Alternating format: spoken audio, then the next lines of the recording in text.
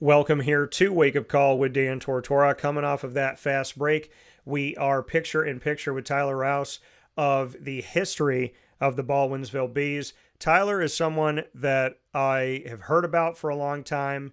I have covered BC in my coverage of the ACC, and even watching it before that, there was a connection that I've had with Boston College just over the years. And so I got to cover him from afar, got to see how he did, all the successes he had from afar, spoke with Steve Addazio about him and just what Steve thinks. And we know that Tyler's been with the Baldwinsville Bees at Boston College. He's had connections to the NFL. He's back here in the community now, coming full circle. And Tyler, I have to admit this openly and to the world, I have waited very impatiently for us to have a conversation with each other. I was like, he doesn't know me, I don't know him. And I know that like with people in the sports world, especially if you've kind of seen the different sides of the media and different people that you get, a lot of people are protective of like, I don't know this person. Who are they? What do they stand for? Let me get to know them a little bit. So I want to say thank you because you and I have been strangers. We didn't get to cross paths before. And I was going to keep trying every year, every couple of years, because I really, really wanted to sit down with you and learn your story and get to share it through the way that I like to do things. So I'm thanking you that we finally got this to happen and that you finally gave me the opportunity because I was not going to stop reaching out to you, Yeah. Tyler, for sure. No, it's been a long time coming. Thank you for having me on, and I appreciate what you do in the community and everywhere else. So thank you. Carl Sanfilippo, has he said hopefully nice things about me? Yeah, all good things, always. So Carl Sanfilippo, and I bring him up here because, and I was gonna, and apparently you already, you know this because you've talked to him, but I don't know if you know the extent of it. So Carl Sanfilippo and I, a couple of years ago, I am a Jaguar. I've been a Hmm. Jaguar fan since they came into the league in 1995. I wanted my own team. I'm a Fred Taylor fan. So when him and I sat, you were working on the Tennessee Titans staff. And I was like, okay, I still like Tyler. I'll Yeah. forgive him for this. But I said to him, I was like, he was like, all right, we're gonna make a bet, and we were playing rapid fire, and every month we do shows with the Beeville Bees at Pizza Man right there in the community Hmm. on 50 Oswego Street in Baldwinsville. So him and I are sitting on stage. We're live. We're on video. We're on audio. It's going out to the world, and it's to everybody that's sitting there. And he says, "I'm gonna make a bet with you." I said, "All right." And he said, and he had one of his big offensive linemen sitting on the other side of me. He said, Jacksonville and Tennessee. He said, when do they play each other this season? They play each other twice. And he said, okay, the first time that they play each other, the first game that they have this season, if Tennessee wins, you got to feed me and you got to feed my offensive lineman sitting here. If Jacksonville wins, then I will take you out to dinner, whatever you want, wherever you want, and I'll pay for it. And I said, Coach, it's not fair because you're going to eat, and you got this lineman, God bless him. He's going to go out there and Yeah. eat. So I got to eat for two. Like, I'm going to eat a full Yeah. meal, and then I'm going to get a meal to bring home. But he has stayed with it. We texted a little while ago, and he said to me, I do owe you that meal. I didn't forget. So did he tell you that it was built around you because he's like, I'm going to go with Tennessee because of Tyler. I went with Jacksonville because it's my team. But did you know that A, he owes me a meal, and B, did you know that he made this bet thinking that he was going to win? No, I didn't know he made the bet, and I didn't know it revolved around a meal. I just knew that he was due to connect with you. But that's pretty good right there. I like that. But luckily for you, I mean, not really for me, but you would have been coming out of your pocket pretty good there with a O lineman. But no, that's great. So, I mean, do you think that? I mean, I love Coach, and I got a Hmm. lot of appreciation for him. He's been good to me. He's been good to my family, good to my mom, which means a lot to me. But Carl Hmm. Sanfilippo, in my opinion, here, great guy, but and so I would feel guilty. I don't feel guilty. I feel guilty with anybody paying for like $1 of a meal for me. Yeah. But I got to ask you this, being one of his former players, knowing that he agreed to this bet, Like, do I have to go get some lobster tail and filet mignon? And why? I mean, what do I got to do with coaching them? I mean, you gotta go easy on him a little bit, but no, I mean, Coach always pays his debts. He's a great dude, unbelievable character, and I learned a lot even from playing for him, from that side of things. So I think he'll be all right wherever you decide to go. But yeah, I'd say just go easy on him. Yeah, I mean, I honestly, I mean, I know he'll do it, and we'll go out, and I'm gonna take my wallet out at the end of the night and be like, Coach, I appreciate you being honest. I appreciate you like saying you're gonna live by your bet, but like I don't want you to pay for my food. Yeah, I don't feel right with that. But I will tell him, I'll be like, listen, you got all the stuff that you do on the side in your world of scuba diving. Just like give me a lesson or something. Like take me out yeah. and let's do that. But Tyler Rouse here with us. Tyler, you in Beeville and in Central and Upstate New York in general, and I don't know if you know this, but I mean, I'm from Syracuse. I'm from the North Side. I grew up right by St. Daniel's Church and Lincourt Bakery and all that. And I have made it my one of the things that's really important to me, has always been important to me, is our community. Mhm. And I don't think that it gets enough credit. I know it doesn't. I have been praised and chastised for supporting the Central and Upstate New York student athlete. The praise I don't need, the chastising I don't need either, but I really don't care. I love the student athletes here. And you're a student athlete that came from here and showed that, like, listen, I should be recruited. I should be out there. You play Division 1A FBS football. You are a beacon of light and a beacon of hope to so many people in our community. I just want to get your thoughts on supporting Central and Upstate New York, not just football, but in general, because I have lived by this. I'm willing to die by it. I will never stop supporting the athletes in our community.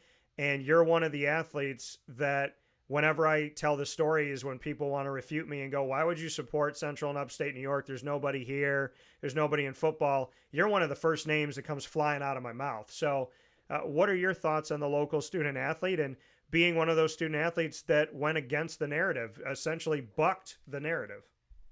Yeah, I think just from my experience and going through from the playing side and coaching side, Central New York is knocked a little bit, and I think the student athletes here are just as good, if not better, than some other areas. And I think the main knock on us is, well, especially in football, is competition of play across the board, right? We aren't New Jersey, we aren't Ohio, we aren't Florida, but that doesn't mean that there aren't any athletes here that are putting in work, that are putting up great numbers and doing everything by the book and doing things how they should. So I think for any student athlete out there that are trying to make it and trying to get a scholarship, or it's really just put your nose down and work, and when you're good enough, hope they should find you. And then my recruiting process was a little unique, and I was young, and I didn't really know a whole lot about the recruiting process, and there's so much more information out now, right? So I Yeah. think that that's an advantage. But I think just being a good person, working hard, and then performing on the field, whatever field that is, you're going to get recognized. So that's what I would say to current student athletes. But I love that you constantly support. I'm the same way. Like people used to knock me, oh, where you play at? I'm like, upstate New York, and then they say they got football up there. But it's like, yeah, we got football, and we're pretty good, So Yeah. I think it's just, again, it's just, and I live by it, and I really want to see the community continue to grow. I think it has grown in the years that I've been away, but the community's grown, and the standpoint from student athletes getting a fair chance and getting a good look. Yeah. And like you said, I mean, there's so much, there's so much here, and it Hmm. doesn't have to be Ohio. It doesn't have to be Florida, but you navigated through it, and like you said, you're young when you're going through the recruitment. It was different. It wasn't like this social media coaches reaching out to you on Twitter and all this stuff. Yeah. when you were going through it, did you ever feel that? Did you ever feel that pressure of like people don't think that I'm that great. People don't think anybody from here is that great. Like maybe if I was in Florida, if I was in Oklahoma, or if I was in California, they would hear the name Tyler Rouse and go, "Oh, maybe he's good." But did you ever feel like no matter how hard you worked, people were still like, "Ah, it's a New York kid." Did you get a sense for that? Yeah, I can't say that I did have that sense. I think I was a little naive to the whole thing anyways, because as a sophomore and junior, I was getting letters sent to the athletic office, and they had everywhere from SEC schools to Big Ten to ACC, you know. So I kind of was like, okay, like I'm just getting letters and I'm getting my due diligence. I guess the coaches are finding interest, not realizing that those letters get sent out a lot to a lot of different people, you know.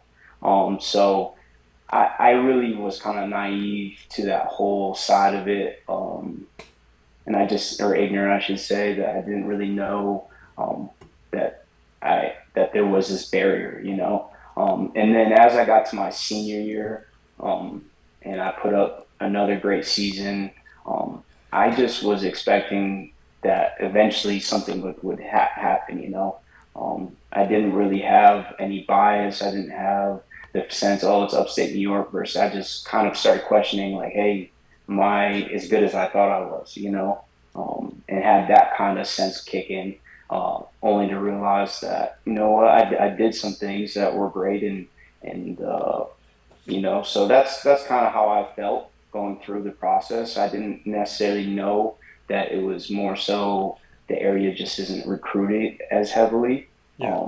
I thought it was more so maybe there's other people in my class, there maybe there's something that I'm missing. So that was kind of more my mindset. Yeah, and for you, I mean, you talk about your senior year. I'm going to read these numbers, but they Hmm. look like they're not real. I mean, your senior year with the Baldwinsville Bees, you rushed for 2,977 yards on 333 carries, 8.9 yards per carry, and 45 touchdowns in 2012. That's a career for people Yeah. in college. That's like a 4 year total. That's like an NFL, over three. Like if you're a back that's within a 2 to 3 back system, they did that in 5 years. They did that in 3 years. They did that in 7 years.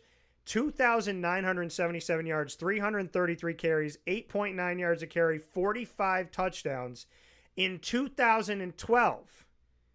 Hmm. Tyler, like, what? I mean, like, Yeah, no. what? I mean, seriously, I mean, your name arguably is the first name when it's Central and Upstate New York student athletes. It's the first name that people fly out. It's like that. It's that like Tyler Rouse came here. You know Tyler Rouse. Like, did you see him? Did you get to watch him play? Go back and watch. What? I mean, you ran for over 6,000 yards at Beeville, which Hmm. in total, I mean, we're talking about 6,941, 807 carries, 8.6 yards a carry as a career at Beeville to Hmm. go with that 8.9 from your senior season. Who are you, Tyler? No, I mean, I think all those numbers are a testament to the guys that I had up front throughout those years. I think without them, there's no doubt that those numbers would have been a little lower, right? And I think it's just, I was in a great system. I worked hard. Early on, I made it, not early on, but I kind of knew that I wanted football to be my thing around my freshman year, and I really dedicated my time to just training, all off season, weightlifting, running, and kind of just focus on that one thing, you know. I love playing. I played hockey. People don't really realize I played hockey for almost 9 years. I was pretty good at that. I played baseball to my JV season, and then at some point I was like, no, I got to focus up and get really focused on what I want to do. And I was fortunate enough to be healthy and have those type of numbers and the type of career that I had. So, but it was definitely an experience to go through during that time. It was just, um, I don't even think I realized what was happening when it was going on, you know. So it was incredible in career and experience for me. So We talk about Carl Sanfilippo, the head coach, longtime head coach of the Baldwinsville Bees football program. We know he likes to run the ball. hmm So great for you. And like you said, great for the hmm guys up front.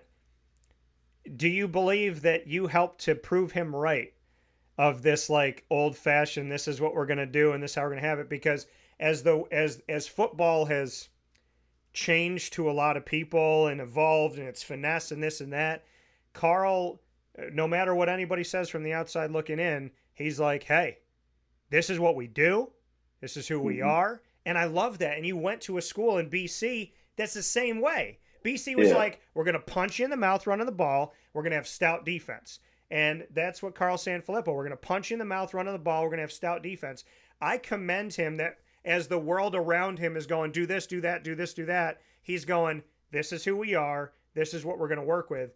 I mean, what are your thoughts on that? Do you yeah. feel I like, just think that yeah, no, sorry, I didn't mean to no, cut go, you off, no, but go I ahead. just think that the biggest thing, culture, when it comes from the top down, it makes it very easy for everything to fall in place, right?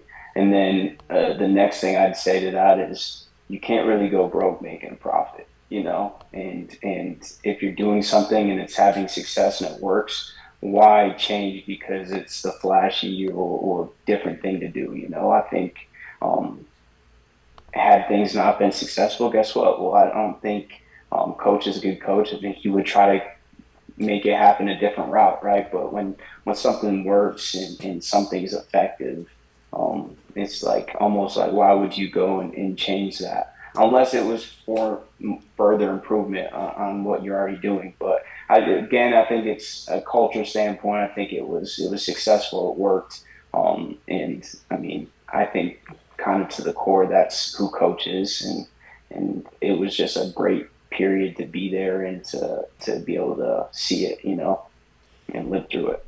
You mentioned your offensive line. I hmm listen very intently and closely to running backs who tell me that they're awesome and running backs who tell me my offensive line is awesome. And hmm thankfully, it's been the latter 9 times out of 10. I Yeah. can't honestly remember a running back going, you know how great I am. They're always deferring to the offensive yeah. line. So hmm I would love to, by name, have you speak on your offensive lineman you had at Beeville. Yeah. So I had Jake Margray. I believe he's like 6'2", maybe 265. My sophomore year, he was really someone who I looked up to growing up. In the weight room, he was that big, kind of gritty O lineman, kind of an alpha, you know. Had him my sophomore year. Then I had Nick Robinson, who went on to go ahead and get a scholarship and played at Syracuse. Yeah. Another, I think he was like 6'5", 280. Just I mean, he's the nicest person off the field, but you wouldn't want to catch him on the field, you know. Matt Moreland, who was another guy that was, again, he played hoops, pretty athletic, more of your more athletic type of O lineman. Um, and I had Scott Orr, I believe my sophomore and junior season. He was another staple. And then my senior year, we had guys like Jake Greer, Luke Earl, Dave Sawaski, and trying to think of one more, Marcel Penfield. All these guys who were some were younger, some were older, some were veteran, guys that were young with experience. So just between my from my sophomore year to my senior year, I mean, all those guys were extremely athletic and big for high school. I mean, from a high school standpoint, you know, I mean, the first O line I just told you about my sophomore year, I don't maybe one guy was under 6 foot, and maybe one guy was under 250, 260 pounds, and the best thing about all of them is they embraced it. Yeah. It wasn't like, hey, I'm O lineman, but I would prefer to be like a tight end. It was, you know, we're the O lineman and we're gritty and we're going to grind. And so I think between all those guys, it was just a great experience, and I was very fortunate to have all those guys in front. And if I'm missing someone that's out there that might hear this, I apologize. I'm not forgetting you, but I know it was a big group effort up front. Yeah, and that's that success, that comes together, and I'm happy that we got to do that today because if the offensive line does their job, nobody talks about them. They talk about them if they hold. They talk about them if they miss Hmm. something, but it's they're unsung heroes, and yet the quarterback doesn't do anything without them. The running back doesn't do anything without them. The tight ends don't do anything without them. The wide receivers don't do anything without them. Hmm. It's Right. really hard to score without offensive line. So I appreciate that. You went to BC with Steve Hmm. Addazio, and Steve Addazio is a really good friend of mine, Louis as well. And Hmm. I love Steve, love Louis, love the family. You went from a coach, like I said, that believed in running the ball and stout defense to a coach that believed in running the ball and stout defense. And you have these old, you have these Italian heritage, like, is it fair for me to say that going from Carl to Steve, you're spoiled? Is that fair? Yeah, I felt like that transition was it felt like home.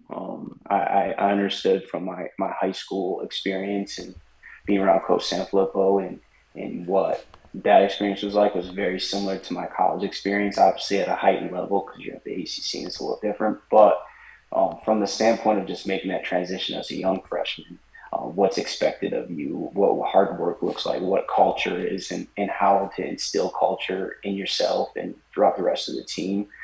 That transition was, I mean, I was very fortunate and definitely lucky to have two great coaches to play for and to have very similarities in their how they view football and their culture. So it was definitely a blessing.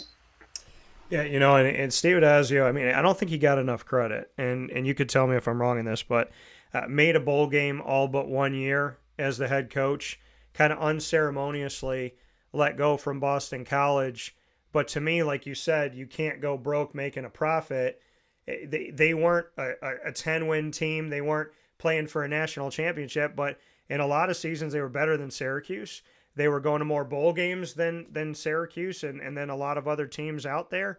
So, I mean, what are your thoughts on that? Because I think, when you played at BC and after you at Mm-hmm. BC, and I mean, A.J. Dillon, for goodness, I mean, there's a lot of running backs that came through BC where you're just looking at these guys going, wow, like these dudes can ball. They're making it. I mean, Williams as well, making it to the NFL.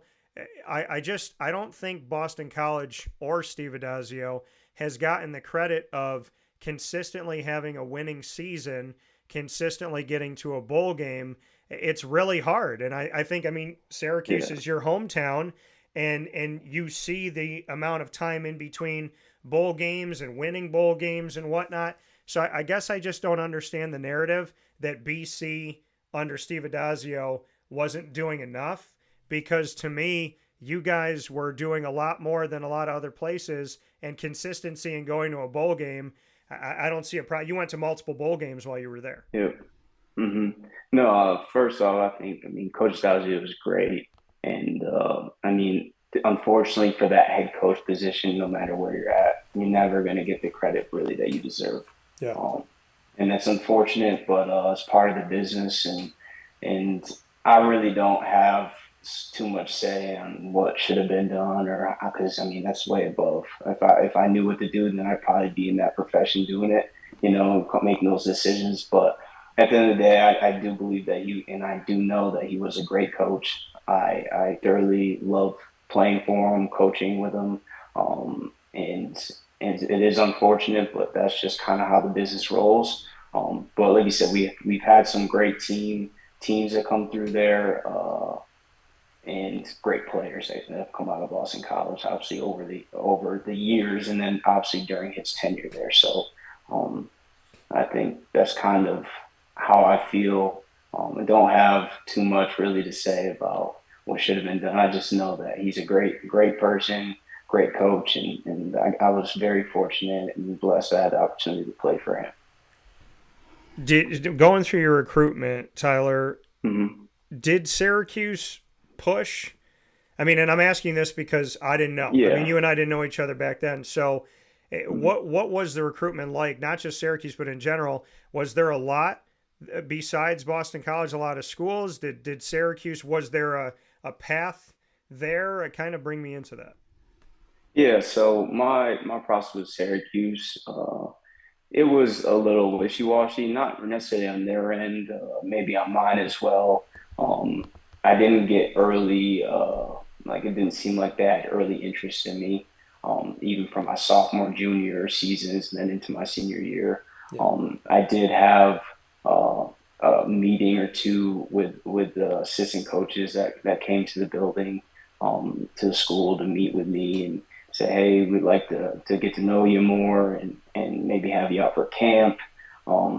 But it just ultimately didn't end up working out where they decided to go a different route or they couldn't get over whether it be my size or whatever else they just didn't necessarily like about me or just couldn't do, or whether it be scholarship issues or positional number where maybe they didn't want to recruit.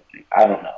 But ultimately, it didn't work out. So um, that was that. And then as far as my other recruiting, actually, I had Temple heavily was heavily recruiting me, and that's where Steve Addazio was at prior to Boston College, and that's where the connection finally or was made first. I think it was Coach Rogers had came to the building, recruited me.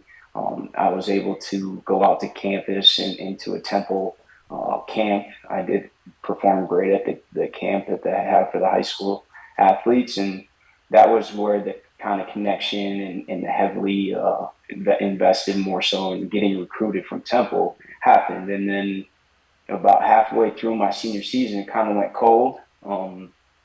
Not hearing much from anyone. Even Temple kind of fell off, and I didn't realize there was a coaching change going on, and that transition was happening, and that was that was the reason why the conversation kind of died down at Temple, Yeah. because I don't think Coach Dowsey wanted to recruit a kid to a place that he could potentially leave, and he was just doing the right thing.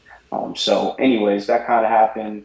U Albany, I had Coach Casulo there. He was heavily recruiting me at U Albany, and I went on a visit there, and it went well. And I got offered a scholarship, but I don't believe that it was full. Might have been partial or whatever. And then sure enough, BC coach Al Washington, the running back coach at BC, reached out to me. He's like, "Hey, I want to be at your school." I think it was like Monday. I think he's going to be at our school on Wednesday. Called me, showed up, um, and didn't offer me there. I just had a conversation, got to meet them. Then I got to go out to campus on an official visit. And then after my official visit, it kind of was a waiting game. Yeah. We're into like almost February at this point, getting close to February where signing day was. Before they had the early signing day, it was just, I believe, February 15th or whatever day it was. But he nothing really, and they said that they wanted to offer me, but they might have to gray shirt me because of the scholarship numbers and kind of the situation, and they decided that um, they may have to push my offer to the following spring. So then I was kind of down. And then 2 days later, which were at like a day before signing day, I get a phone call from Coach Addazio and said that we're going to offer you right now, and not gray shirt. And I was through the roof. I'll never forget. I was at my best friend's house, sitting on the couch, hanging out, playing NCAA. I think at the time, Coach Sanfilippo calls me. He goes, "Hey, get over to my house." And at the time, I was like in high school. I'm like, "Oh man, what did I do? I thought maybe I did something wrong. Like, Yeah. what does Coach want?" I get over there, and then he had told me in person, and then I made a phone call, and that's how I got recruited and offered by Boston College. Yeah. And I mean, I appreciate that background because, like I said, I've been like loving what you've done and everything that you've accomplished from afar, Hmm. and getting to hear that story, and I appreciate you being so open about it. I mean, you went off to BC and you had a ton of success. You never played in less than double digit games every season as a freshman, all the way through. And then most recently, we look at the Tennessee Titans, and you were there on the coaching staff. Hmm. Was there any NFL or like beyond at BC? Was there any from you like I want to be in the NFL, I want to play here? Like bring me into kind of post BC Yeah. and then into So the Titans coaching. my last season at BC, my senior year, I was a pretty good punt returner that year. I was doing a good job. New role for me that year. Really enjoyed it. Um, but I think from the tailback perspective, I didn't have as many carries as maybe I would have liked, or not. Maybe I just didn't do enough of those carries. But regardless, I just got to this place of kind of in between, and um, actually at our bowl game we played Maryland in the Quick Lane Bowl my senior season, and we won that bowl game, first bowl game BC won in a while, and uh, it was we're celebrating in the locker room, and I get pulled aside, and I was fortunate enough that one of the coaches pulled me aside and it's like, hey, would you want to be a coach? And I was like, trying to figure out. I'm like, I'm just celebrating. I just played my last college football game, and my dream as a kid was always to be in the NFL and to play in the NFL, and that was kind of my dream. So I'm celebrating whatever, get asked to be coach, and I can't quite remember what I said, but essentially I was like, I think I would, and we ended up saying, well, call us back later in a week or so, and we'll let you kind of stew on it a little bit and actually think about if it's what you want to do, and we can get you in to be a coach. And so Frank Prino, when I say coach, I meant strength and conditioning coach. So Frank Prino was the head strength and conditioning coach at the time at BC, and there was a position and opening up, and he was the one that said, "Hey, we think you'd be great for being a coach." So I'm stewing on it now, and I'm thinking about it, and I'm thinking between my pro day, because I didn't get invited to the combine, so I would have had done a pro day at BC, and either chose that or this job. I didn't want to be 50-50, like, hey, I'll be a coach if the NFL doesn't work out. I think that it's huge to just pick one thing, and to, if that's what you're going to do, you go all in on it. Yeah. So that was where I was at, and I kind of just thought on it, and really try to figure out what exactly I wanted to do. And ultimately, I thought the best decision for me and for my future family and for my career would be um, to get in coaching. So took the job, and then I started coaching literally, I don't know, maybe 2 or 3 weeks later. I had to go through as like more of an intern because I was still graduating from BC at the time. Didn't elect to do the pro day, so I was just coaching the next rotation of players that came in, a couple of the gray shirts, guys that I was just playing on the field with. That I was their strength coach and kind of interning and learning, and I had to get certified and go through a bunch of different stuff in order to become a strength coach. But throughout the summer and throughout that year, that's how I got into, strength and conditioning. So that was kind of my journey into coaching. I worked at BC as a strength conditioning coach for, I want to say, 4.5, maybe 5 years after I got done playing, which was great. I worked for Coach Addazio, and I was even there when Jeff Hafley came in. Um, and then after that, I decided that I would try to continue to network and improve, and try to see where I would end up. I actually came back to Beeville for like 2 weeks or 3 weeks, and then decided that I was going to go to Colorado State, where Coach Addazio me up at. So then I went out there, um, worked there for about 9 months, but because I was a year behind that cycle and with COVID and everything else, he ultimately ended up getting let go of there, which means that I didn't get to stick around. So I was fired after being in Colorado State for about 9 months, and then came back to Beeville again. Yeah. Was here for about 3 months, kind of just trying to figure out what I was going to do next. And then I get a phone call from the same boss, Frank Prino, who got me into strength conditioning, who was the head strength coach at the Titans. And he had called me and said, hey, we'd like you to come out and interview. So I went out and interviewed, and it kind of just ended up being where I got the job, and I became a Titan. So I made it to the NFL. I like to say that to my mother, and I kind of made it to the NFL just in a different way. So it's just funny how that worked.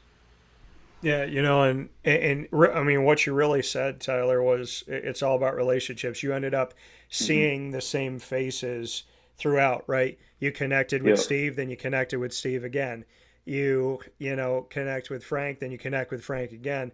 It's amazing that in today's world, when we talk about clicks and followers and likes and subscribers and all this stuff, when it sounds like you attest to something that I attest to, that Coach Sanfilippo, that Coach Addazio, that Frank, that all these people that you met attest to, and that is it will never become out of style to build good, strong, consistent, positive, meaningful relationships.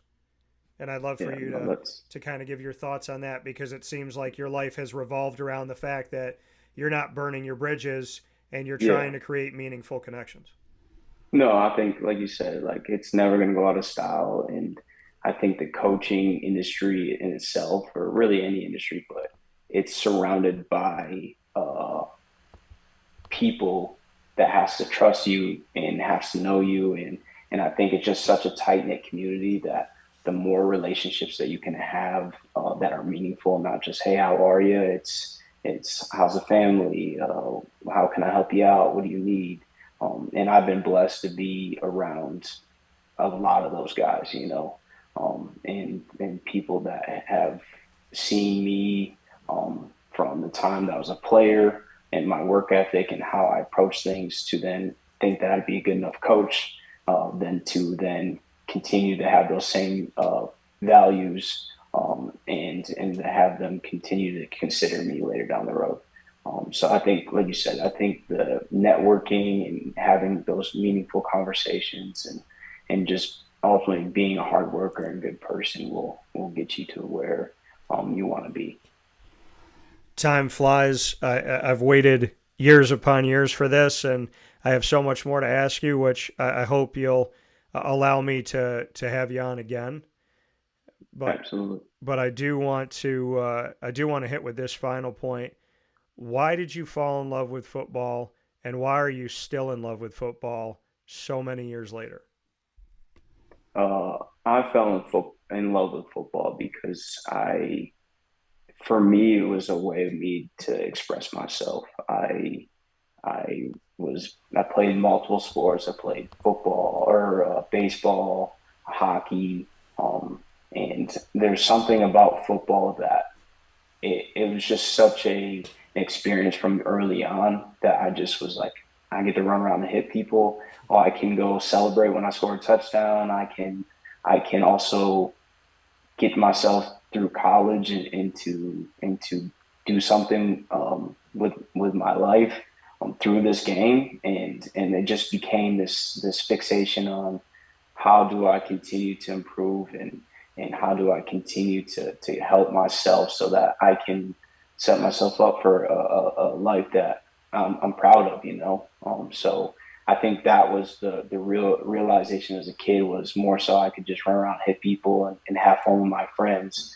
And then as I got older into high school and into college, it kind of evolved to this is something that can change my life, and has changed my life.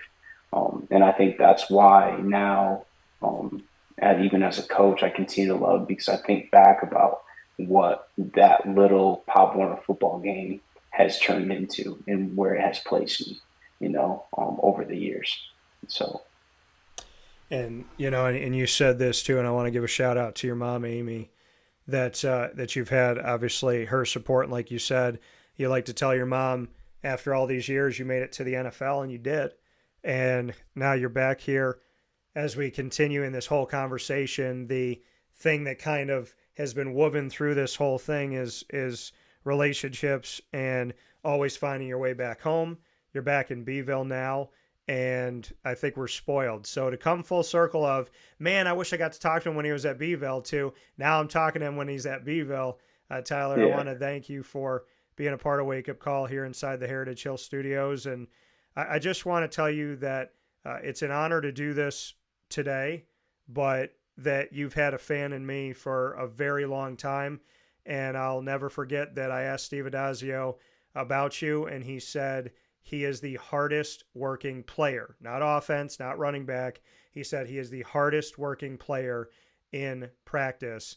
So you have definitely carried yourself well with people that I greatly respect and appreciate, Carl and Steve included. And it's been a long time coming, but I thank you that you've finally given me the opportunity to do this, because I have respected you from afar for a really long time. I appreciate it, and thanks for having me on. And hopefully, I mean, we could do this again. And I thoroughly enjoyed it. So thank you, and it's been great.